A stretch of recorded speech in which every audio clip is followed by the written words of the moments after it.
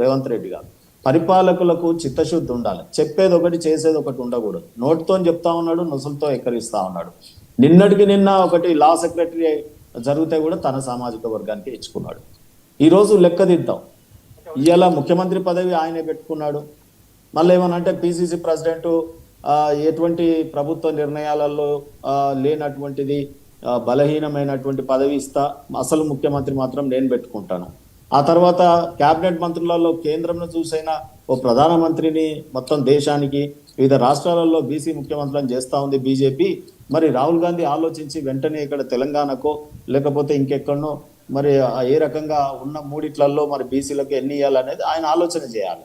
రెండోది కేబినెట్ మంత్రులలో కేంద్రంలో 27 మందికి ఇచ్చారు.